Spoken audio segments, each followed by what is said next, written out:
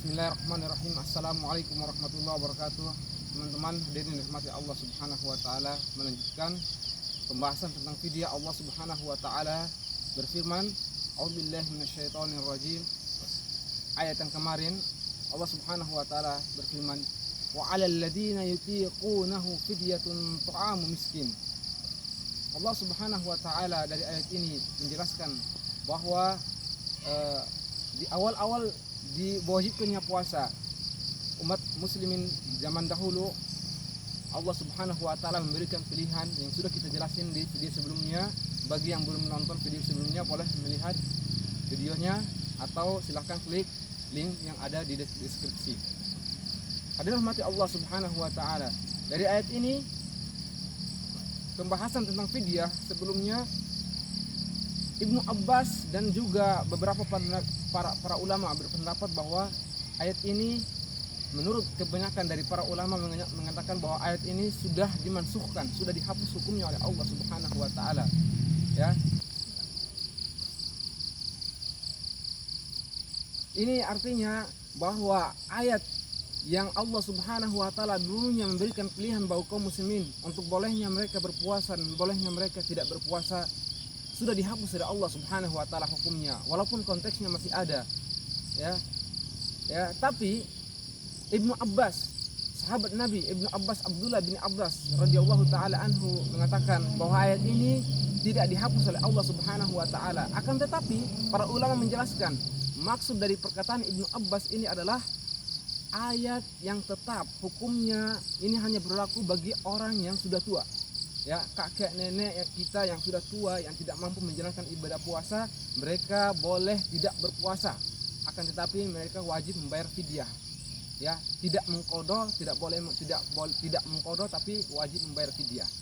Hadirin rahmati Allah Subhanahu wa taala. Lantas apa itu fidyah? Fidyah secara bahasa artinya al-mal al-muqaddam.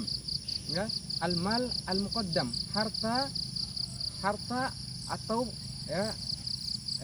uang atau harta yang berupa uang maupun makanan yang diberikan, itu secara bahasa.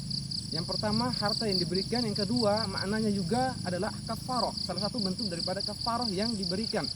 Ya, sedangkan menurut istilah fidyah adalah merupakan harta atau pengganti yang diberikan oleh seseorang, atas dasar untuk menggantikan sesuatu, yang sudah dia langgar. Kemudian menurut istilah yang kedua adalah kafarah yang dibayar untuk melunasi sesuatu yang telah dilanggar. Ya, sementara fidyah menurut istilah dalam puasa Ramadan, bagi mereka yang tidak mampu, seperti kakek nenek kita yang sudah tua yang tidak mampu menjalankan ibadah puasa, mereka di sini dalam hal ini menurut istilah berarti pembayaran berupa uang maupun harta atau makanan yang diberikan untuk membayar fidyah bagi mereka yang tidak mampu berpuasa, yang diberikan untuk membayar puasa, jumlah puasa yang tidak ia jalankan, yang tidak ia puasa di bulan Ramadan. Ya, ini fidyah dikhususkan pada bulan Ramadan. Oke. Kemudian bagaimana cara kita mengeluarkan fidyah? Di sini ada dua pendapat. Ada pendapat Imam Hanafi, Imam Abu Hanifah, dan juga Imam Syafi'i. Ya, menurut Imam Syafi'i, cara mengeluarkan fidyah itu dua pilihan. Boleh kita keluarkan di awal bulan Ramadan, baik di awal bulan Ramadan maupun di akhir bulan Ramadan. Yang artinya orang yang sudah tua yang tidak mampu menjalankan ibadah puasa 30 hari, 1 bulan, mereka boleh membayar sekaligus, satu kali, baik itu di awal Ramadan maupun di akhir bulan Ramadan.